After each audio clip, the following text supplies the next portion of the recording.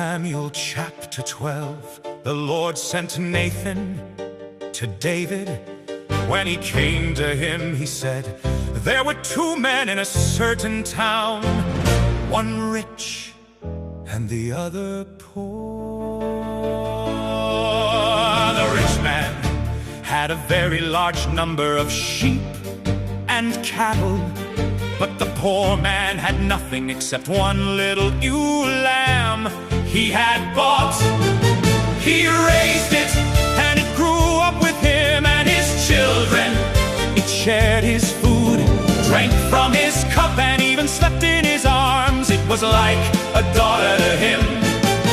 Now a traveler came to the rich man, but the rich man refrained from taking one of his own sheep or cattle to prepare a meal for the traveler. Instead, he took the ewe lamb that belonged to the poor man and prepared it for the one who had come to him. David burned with anger against the man and said to Nathan, as surely as the Lord lives, the man who did this must die.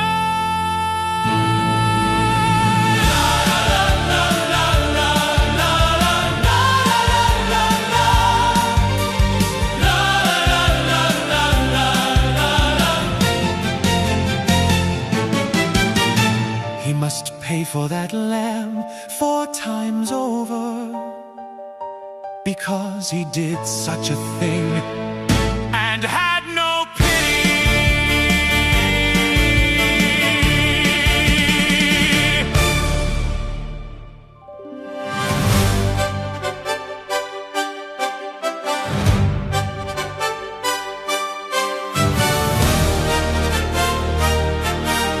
Then Nathan said to David, you are the man. This is what the Lord, the God of Israel, says.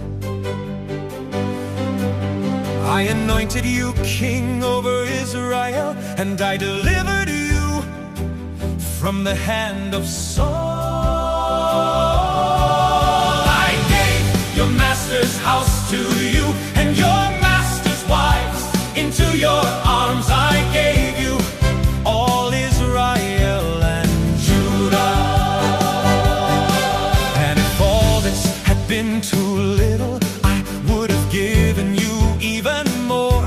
Why did you despise the word of the Lord by doing what is evil in his eyes? You struck down Uriah the Hittite with the sword and took his wife to be your own.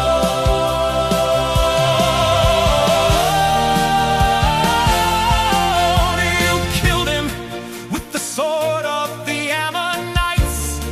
now therefore the sword will never depart from your house, because you despised me and took the wife of Uriah the Hittite to be your own. This is what the Lord says, out of your own household I am gonna bring calamity on you before your very eyes.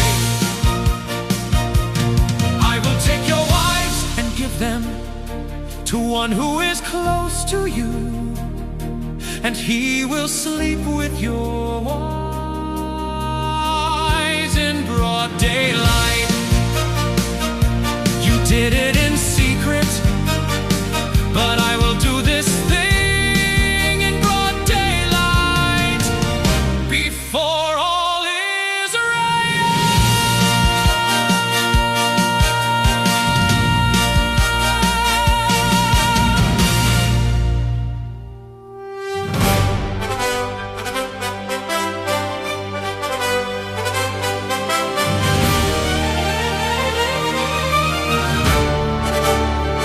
Then David said to Nathan, I have sinned against the Lord. Nathan replied, the Lord has taken away your sin. you are not going to die. But because by doing this you have shown utter contempt for the Lord, the Son born to you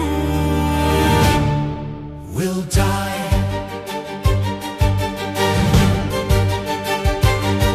After Nathan had gone home, the Lord struck the child that Uriah's wife had born to David, and he became ill. David pleaded with God for the child. He fasted and spent the nights lying in sackcloth on the ground. The elders of his household stood beside him to get him up from the ground, but he refused, and he would not eat any food with them. On the seventh day the child died. David's attendants were afraid to tell him that the child was dead, for they thought while the child was still living, he would not listen to us when we spoke to him. How can we now tell him the child is dead? He may do something desperate. But David noticed that his attendants were whispering among themselves, and he realized the child was dead.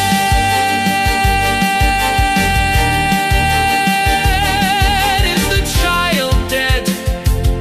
He asked. Yes, they replied. He is dead.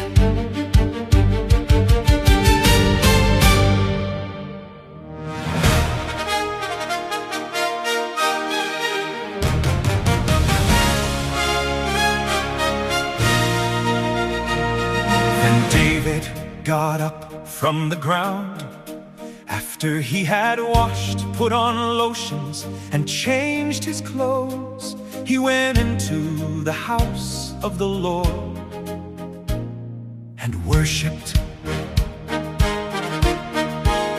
Then he went to his own house, and at his request they served him food, and he ate. His attendants asked him, "Why are you acting this way? While the child was alive, you fasted and wept. But now that the child is dead, you get up and eat." He answered, "While the child was still alive, I fasted and wept. I thought, who knows, the Lord may be gracious to me and let the child live.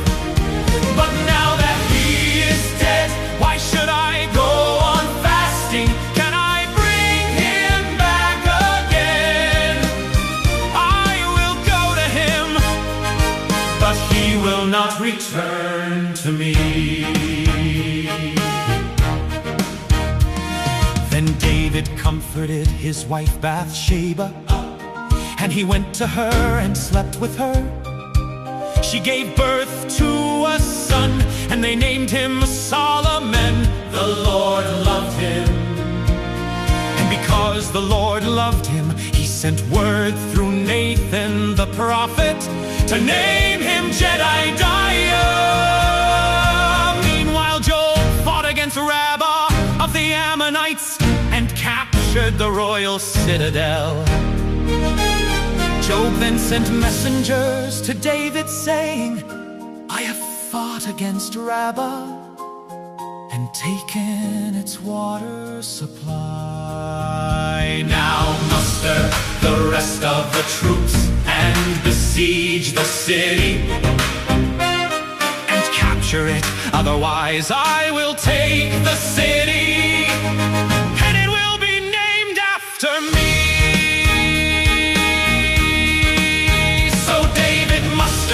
The entire army and went to Rabbah, and he attacked it and captured it. David took the crown from their king's head. It weighed a talent of gold and was set with precious stones, and it was placed David's head. He took a great quantity of plunder from the city.